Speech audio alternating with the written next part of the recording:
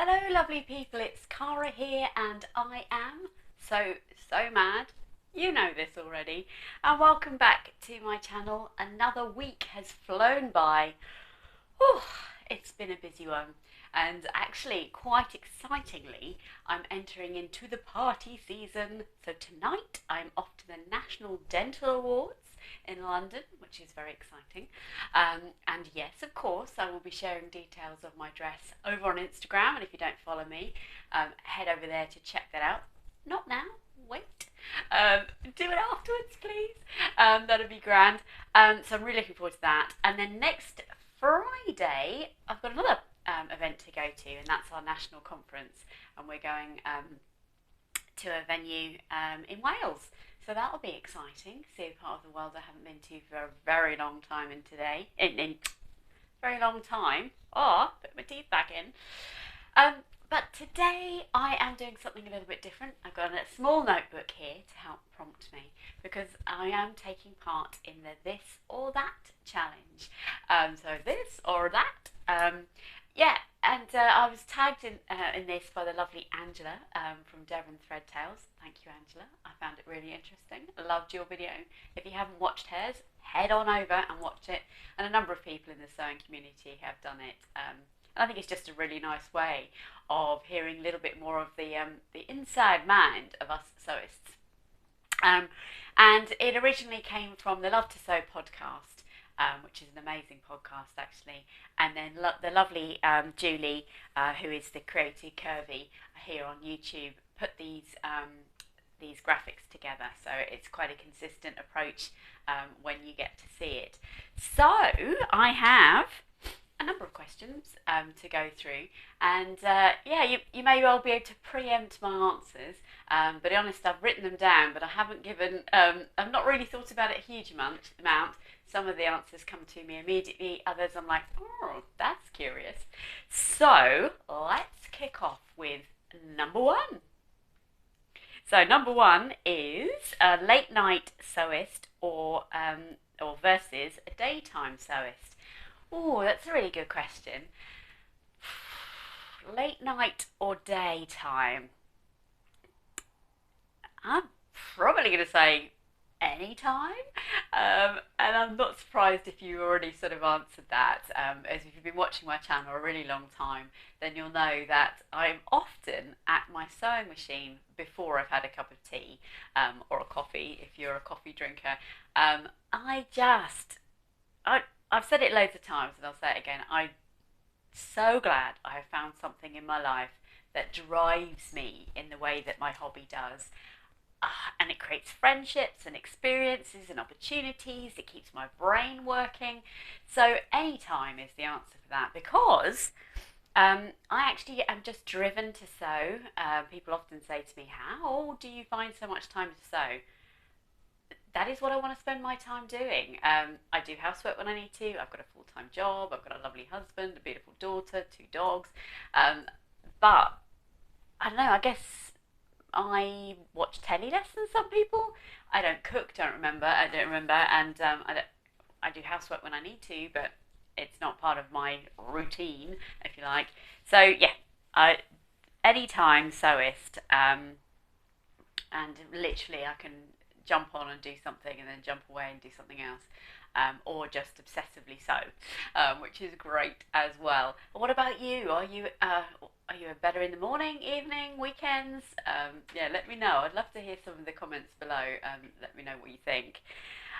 Number two, let's pop it on the screen now. Okay, so this one is slow and steady versus frantic.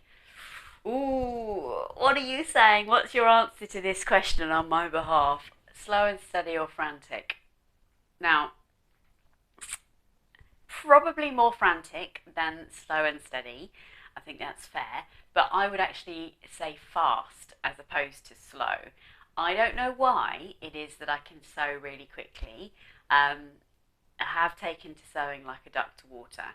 Now, I wish I had taken to exercise or baking or managing bank account as well as I have to sewing, that would probably be far more easy and useful. Not easy, useful. That just makes me smile, really. But I am a fast sewer, and but I can't say that right now that detracts from my accuracy.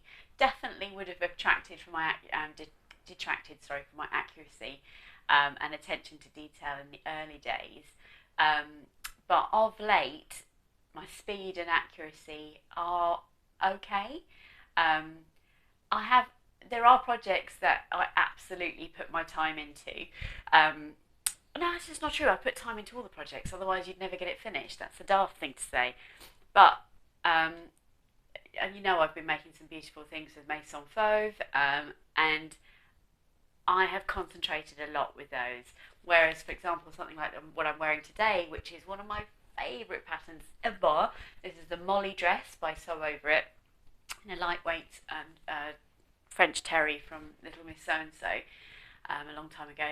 But this I could knock up in an hour easily. It's such a simple construction. Whereas the tigress coat that I've just made, or the beautiful viper dress, or the lovely soliflor dresses, that was new territory for me. Although I've made a lot of patterns for Maison Fauve now, I'm still getting used to their techniques. Although I have to tell you, what I absolutely love about 4, 5, maybe 6 projects down for them is that, like, the cuff binding is always done in the same way. Generally speaking, the waistband is done similarly, and so I love that. That I'm like, I know what you mean because I've been here before. So I think that's really cool. But yeah, fast is the answer to that question, I think. The next one. So I might put the captions up on the corner actually, as opposed to across the screen. So tidy as you go, or versus one big cleanup. And this is a great question, and I see a lot on Instagram, sort of the before and after pictures of people's sewing space. The one I absolutely love watching is Jen Legg Sews. Jen Legg Creates, sorry, over on Instagram. She also is a sewing teacher, I think, an incredibly talented woman, makes the most amazing clothes, and she often shows her sewing space or sewing room. It might be a studio actually, and it's chaos. So I think, oh my word, how would you know what you've got and what's coming? But I can see that that is part of her creative brain. Whereas me, my sewing room is very small. It's what they call a box room in England. That's back from the Victorian days. I can't exactly tell you the specifics as to why it's called that. I am very fortunate that I have a room dedicated to sewing, and I love the fact that when we looked at this house, we've been here 3 years in February, my husband was like, he literally said, one of the first things he said was, the small room at the front, that would be perfect for your sewing room. How lovely is that? Because I've only got one daughter. We live in a 3-bedroomed house. He has, by the way, this is our summer house, and that half of the room is his turbo trainer, and then he's got a 6x4 shed or 6x5 shed full of bikes. So it's an equitable arrangement. Let me put it out there. But so my room is quite small, and I think if you saw my room on a messy day, you'd still say it was still quite tidy. I don't really have the space to be untidy, and I'm not great at mess generally. Now, I can't say I'm a neat freak either, but I've got a very cruel brain, and mess feels heavy in my brain. Yeah, I don't live an immaculate life by any stretch of the imagination, but I can't deal with clutter and chaos and things like that. So it's not exactly perfect, but it's not a complete mess either. And actually, one of the things that winds me up the most is when when you're cutting threads all the time. Even though I've got a thread cutter on my sewing machine, it still leaves those tiny little scraps of threads and things. So I'm always snipping those off. And when I am having a frantic or fast sewing moment, I'm happy to leave those and cut them off and drop them on the floor, and bits of interfacing and all that sort of stuff. And that winds me up because I've got a lovely carpet. It's not, we didn't put it in there, but it is relatively new. And I like to hoover my room after I finished a project. Before I start the next one, I empty the bin, I empty the little holder thing on the overlocker and things like that, and just generally have a tidy up. I do also like to keep my fabrics folded quite neatly. If I remember, I'll put a picture in of my fabric shelf, if you like, here. And you're thinking, oh, that looks like a lot of fabric. Actually, it isn't. Or actually, you might think, gosh, that's not a lot of fabric, because I've actually got two shelves of full pieces of fabric, and then I've got two shelves of, one is a really traditional scrap bin, not really usable sizes, but great for pockets and waistlines and things like that. And the next one up is remnants. So yeah, so that's so I don't actually have a lot of fabric. It's still definitely less than 20 pieces of fabric, maybe even less than that. But anyway, don't know what that's got to do with tidy as you go as one being clean, but yes, it's all part of the same picture, isn't it? So the next one, let's put it up here, tumble dry versus hang to dry. A really easy one for me. We bought a combi washer dryer thing shortly after we moved into this house, because our kitchen, it's a nice sized kitchen, but it's not huge, and we don't have the white goods space for a tumble dryer and a washing machine. And in actual fact, in all of our houses, our tumble dryer has always been in the garage or something like that. I think that's right.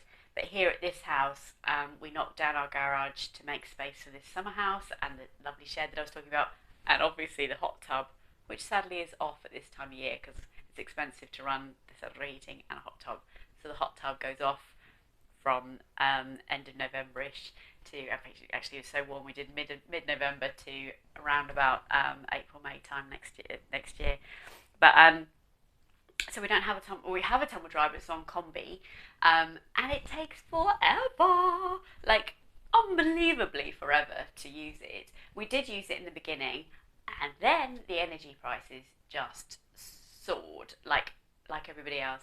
When we moved into this house, we are now paying, 3 years ago, we're now paying double, even with no tumble dryer on, what we were paying when we first moved in. It's insane. So we either line dry, we all do, we either line dry or we put an airer in the lounge, and we do our washing that way. But we're not a frenetic washing of clothes people. So my husband does a wash a week, my daughter does a wash a week, and I do a wash a week. And I actually don't wash all my clothes all the time. I like to air my clothes and then only wash them as required.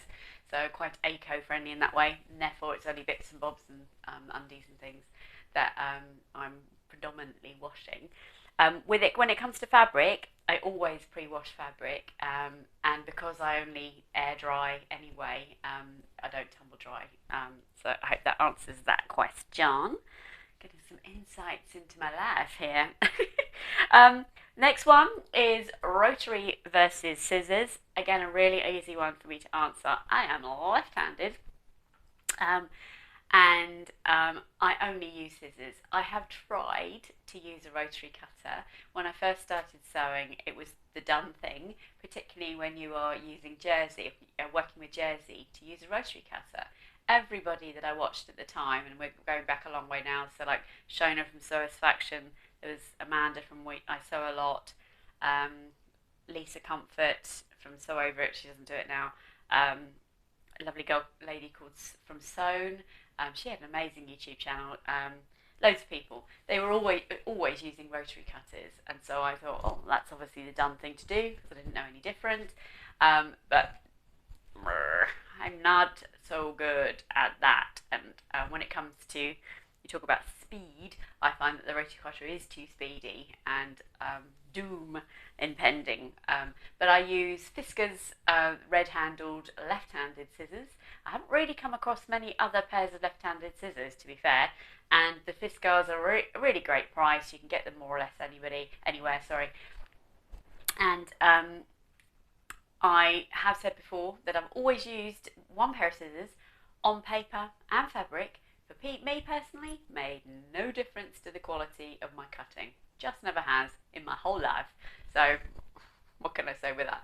I did, however, treat myself to a new pair of scissors recently, and have started to use one pair for paper, one pair for fabric. But actually, it's just nice to have two pairs of scissors, so I'm not hunting around for them quite so much.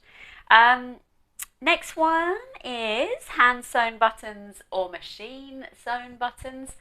I can't say I've ever really nailed the machine sewing buttons. My machine doesn't have a setting for it particularly. I know you can just do the zigzag thing, but I've got to be honest with you. By the time I've faffed about working out what the size of the zigzag stitch is, etc., etc., I might as well have just sewn them on myself.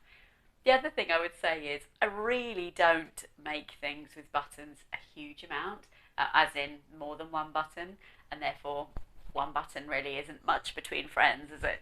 Having said that, the tigress coat that I recently made, it's got the most gorgeous gold dome buttons on it. I finished the coat, I speedily sewed the buttons on. I went away for the weekend, and we were in this lovely little Airbnb, and my husband said, "Oh, what's that on the floor? It's something shiny." The Maison Veuve button has fallen off. Oh! So yeah, I didn't do myself any favours with that. So luckily, I had the button, and then when I came back from the weekend, I sewed them on again. So can't say buttons is really my level of my area of expertise, but they don't cause me too much hassle. I'm I do need to slow down when it comes to the final touches on things.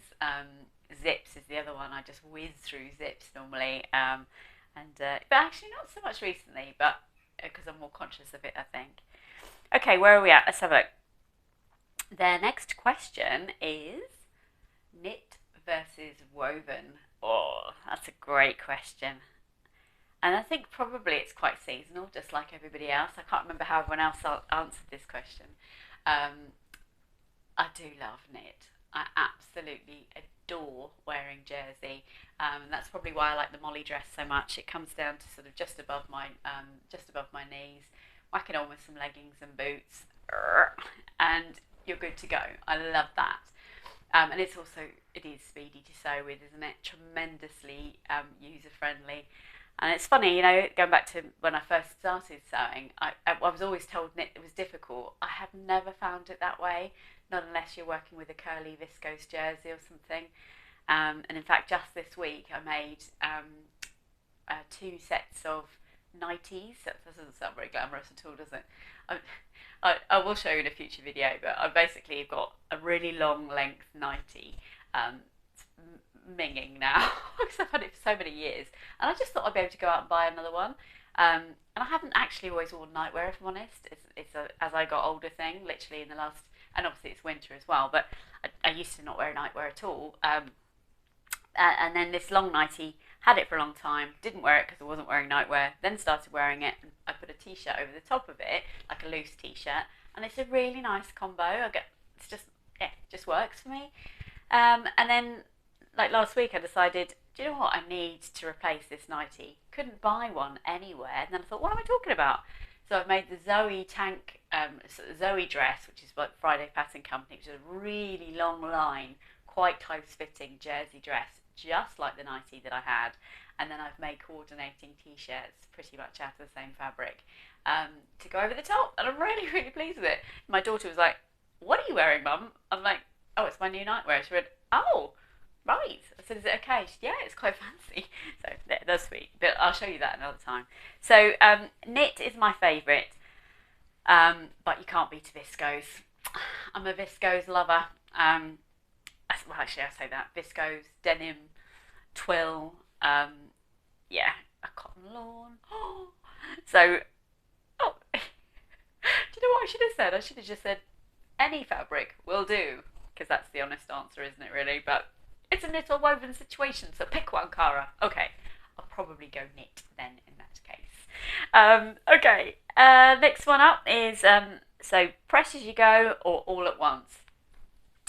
I'm a press as you go kind of girl.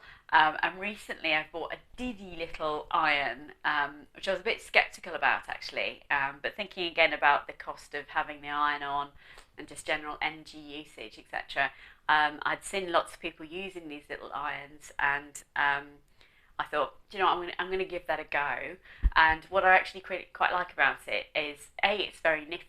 Excuse me. It's very nifty. But you can just, and I know I could probably do this on my big iron, but looking at my big iron versus my little iron, I'm like, whoa, that's like giant in comparison. So I actually turn the little iron on and off, and it heats up so quickly.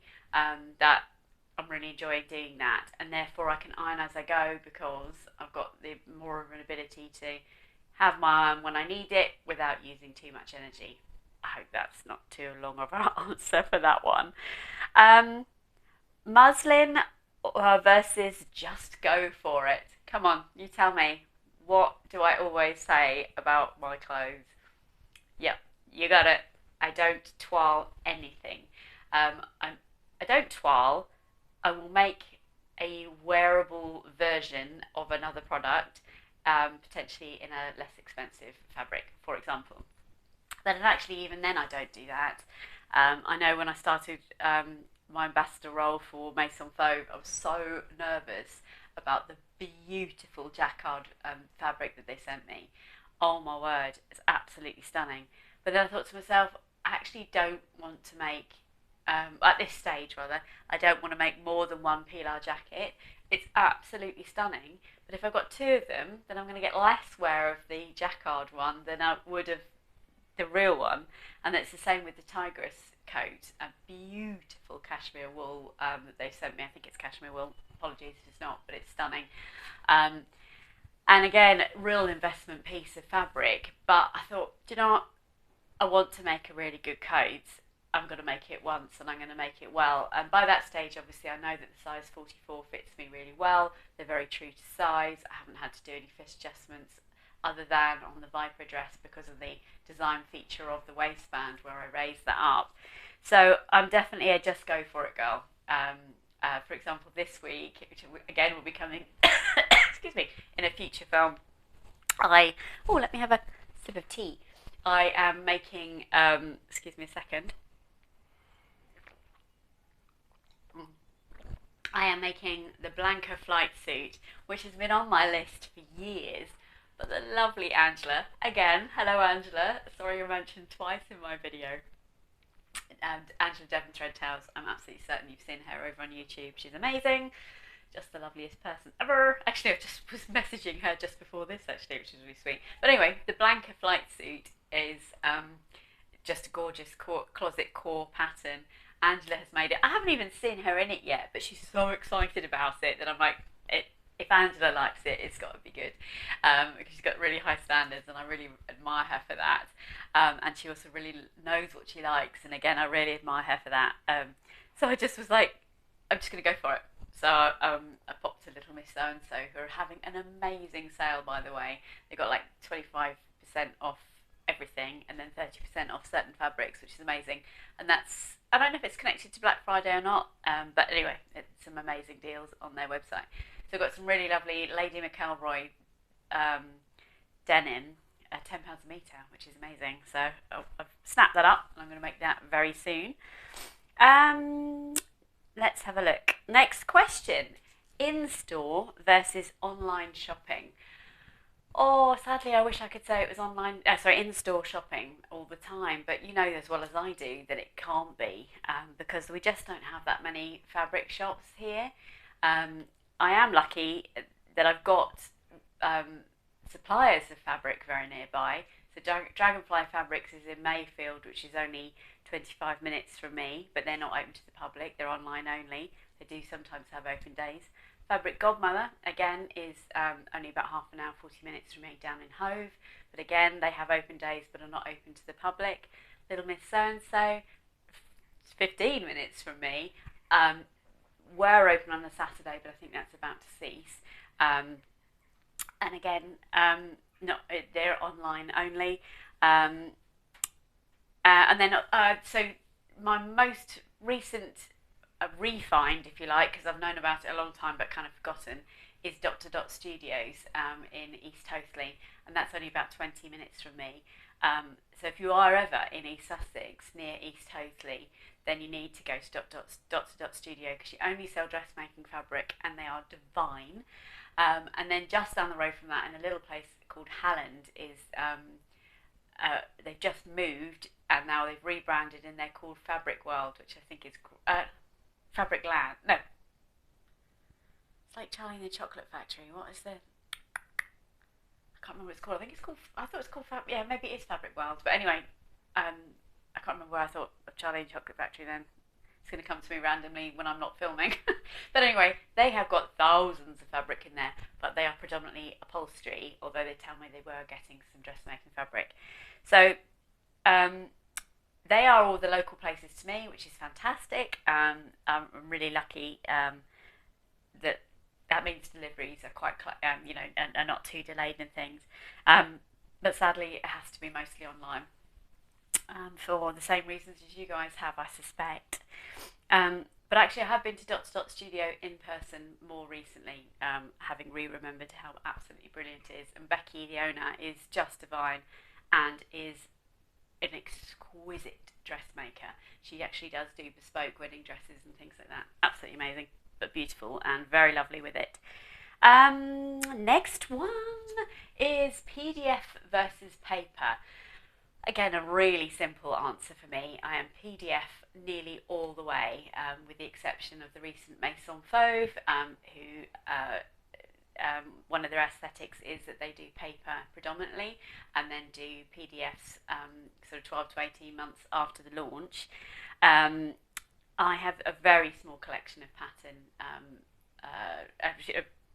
paper patterns, and they mostly stem from when I first started in sewing, because I didn't know about PDFs then.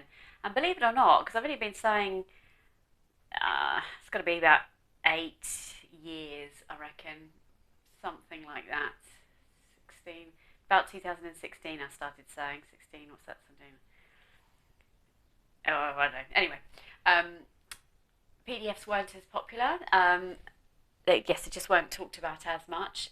So I kind of grew up with paper patterns. That sounds really dramatic. It's just a few years, Cara. PDFs, however, I have an insane amount of PDFs. I really do. I need to have a bit of a cull of that, actually. I was thinking that to myself the other day. Like a lot of people, I store mine in the Kallax units from IKEA with the sort of the great big square boxes. You probably see them in the corner of my video sometimes. And they are bulging with patterns. And I'm sure you're just like me. You buy a pattern, you think it's going to be the one, and then for whatever reason, it just isn't.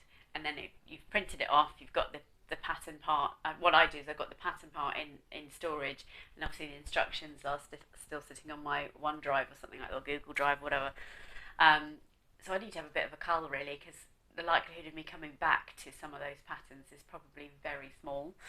Cutting versus tracing paper. Oh, you know this. Very simple answer. Cut straight in every time. I can't think of a time where I've ever traced something, actually, unless I'm making the pattern for someone else, which again is very rare because I don't really sew for anyone else. That's incredibly rare if I do, to be honest. Oh, and the last question you'd be glad to hear, or maybe not. Hopefully you're enjoying my little my stories here. The last question is following instructions or winging it. That's a really good question. I do like to follow instructions. Yeah, I do like to follow instructions. However, of late, I love the fact that I can make something and not have to use the instructions. Is that a sensible answer? I don't wing it at all, because I don't think you really can wing it, particularly in sewing.